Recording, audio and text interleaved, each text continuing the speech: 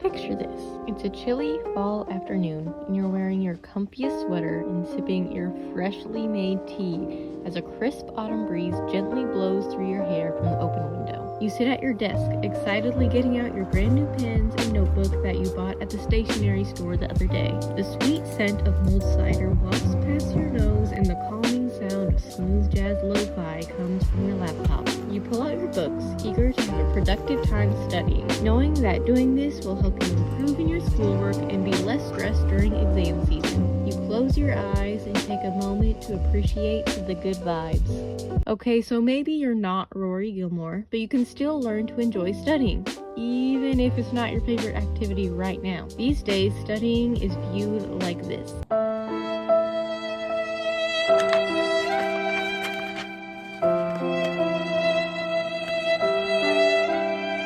Sad, boring, a waste of time. I'll show you how to go from this to this. You'll be pleased to know that tip number 1 has nothing to do with actually studying, but it is very important nonetheless. Tip number 1 is this: to make your space into something that inspires you. Creating a space that makes you happy will do loads for motivation. Here's some ideas on what you can do. Firstly, you can make a Pinterest board for inspiration.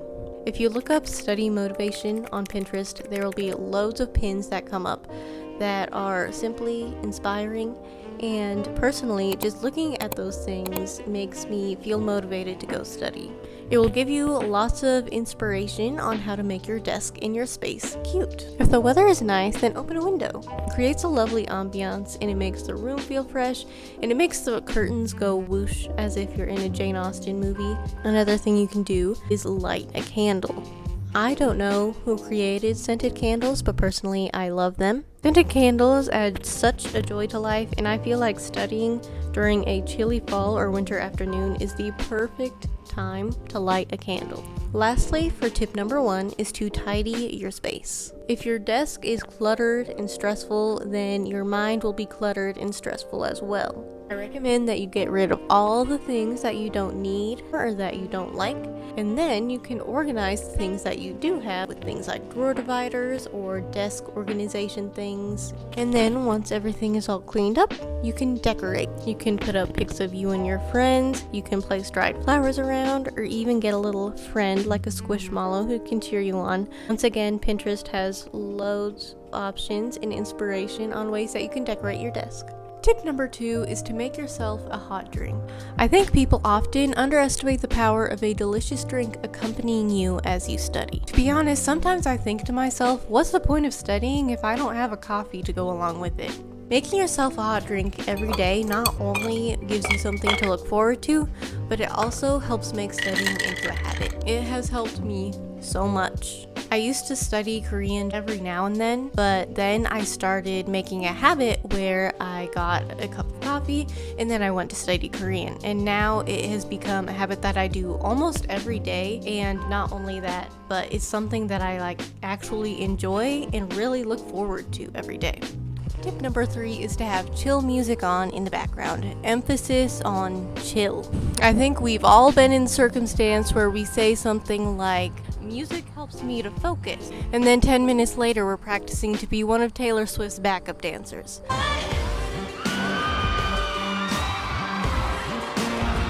I definitely know that I have been there myself. Personally, I believe that lo-fi music is one of the best things to ever be created. It's something that I can vibe to and work to without being distracted. Plus, creating the habit of turning on music right before you study will help your brain to know, when I hear this music, it's time for me to focus. Other options of chill music are things like smooth jazz and piano music. As a K-pop stan, I really enjoy listening to instrumental or piano versions of K-pop songs. Jazz Hop Cafe is one of my favorite YouTube channels when it comes to lo-fi or smooth jazz kind of music, and the best part is they usually don't have very many ads. Millie and Do Piano are one of my favorites when it comes to instrumental versions or piano versions of K-pop songs. I have a study music playlist, so check that out if you need some recommendations. If music distracts you, even if it's chill or calm, then a study with me video is something that I highly recommend. These were some of my favorite things to use during my junior year of high school. Simply look up Study With Me on YouTube and there'll be loads of videos from like 1 hour to even like 6 hours even of videos of someone you can study with. These videos really help me to focus and stay accountable, and it kind of feels like you're just studying with a friend. It creates a good ambiance without being distracting, and a lot of them come with built-in timers, which leads us to our next tip: setting a timer and taking breaks. Sitting at your desk staring at a book for 4 hours isn't going to do anything. It will only lead to burnout and a dead brain. Setting a timer for 20 to 50 minutes will help you to be focused during that time frame because you know that there's light at the end of the tunnel. Once the timer goes off, you can take a small break. I highly suggest that during these breaks, you do things that are active rest. Things like going for a small walk, stretching, getting a snack, or talking to a friend or family member. This will help you feel refreshed while still keeping your brain active, rather than just zoning out until you realize that you've been scrolling on Instagram Reels for the past 30 minutes. After a small break, you can feel refreshed and able to go back to studying. You can set a timer on your phone, or you can look up a Study With Me video.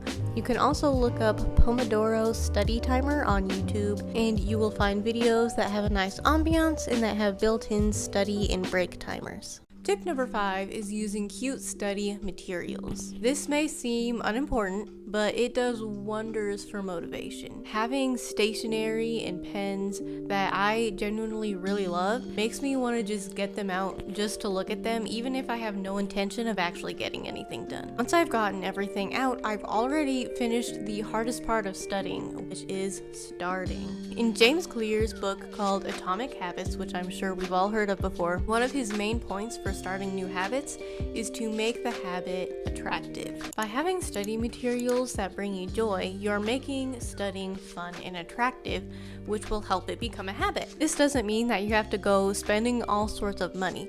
There's loads of lovely school supplies at places like Walmart and Target and even the dollar store. My favorite study materials are the 5-star, 5-subject notebooks, specifically ones that are very cute because they're very thick and can hold lots of stuff, and I just quite like them. And my absolute favorites are erasable pens. These pens are everything to me.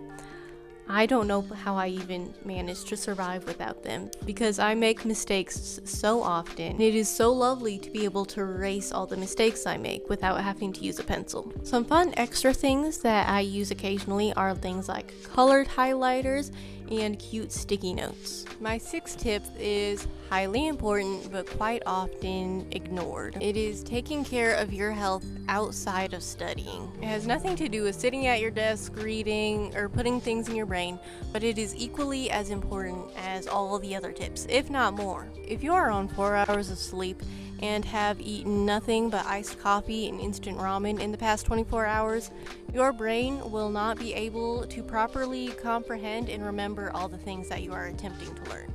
So how can we take care of ourselves in a way that will help our brain work at its best? One way is to get enough sleep. And now I know that this is something that we probably all heard a lot of times and probably ignore at this point, but it is very important nonetheless. Imagine your phone is dying and you go and charge it for only 10 minutes. If you do that, your phone will be charged for a little bit, but it will die again very soon. But if you take time to charge it all the way to 100%, then it will be able to go and last all day. It is similar with us. We need sleep so that we can recharge our bodies and our minds. I personally have been struggling a lot lately with getting enough sleep. I often stay up late and then get up early again the next day. But we are all worth getting the rest that we need, so let's work together to reach this goal. Another way to take care of yourself is drinking enough water. Both during studying and outside of it, try to have a water bottle or a glass of water next to you that you can just sip throughout the day.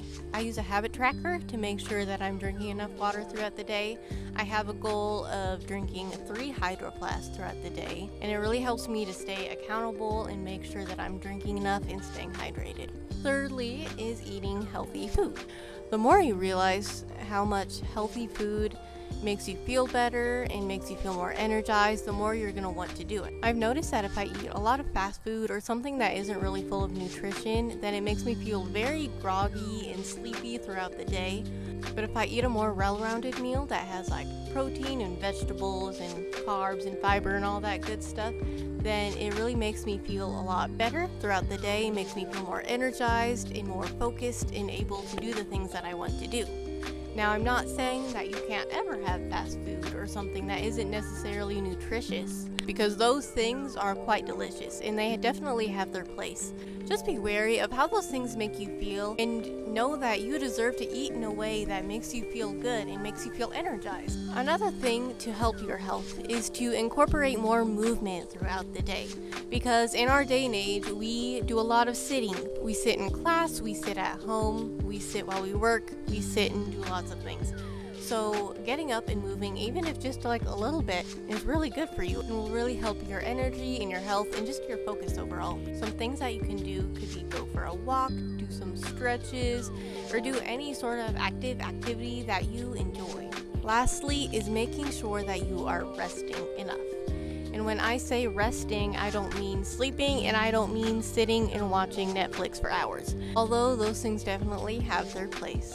You can rest mentally by doing things like reading a fun book, taking a bath, doing skincare, or doing any hobbies that you enjoy. Taking care of your health outside of studying will help you feel refreshed and energized so that during your study sessions, you are able to focus more and able to fully comprehend the things that you are learning.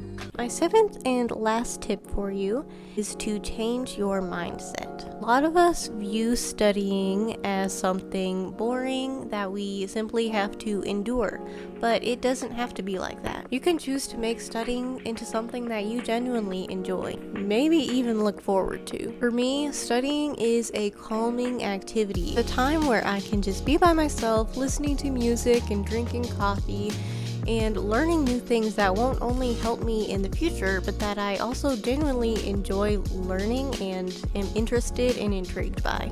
Studying can be like this for you too. It only takes a change of mindset and some practice. So this fall, or whenever you're watching this video, let's all choose to make studying a joy to us, and let's all live our best Rory Gilmore lives.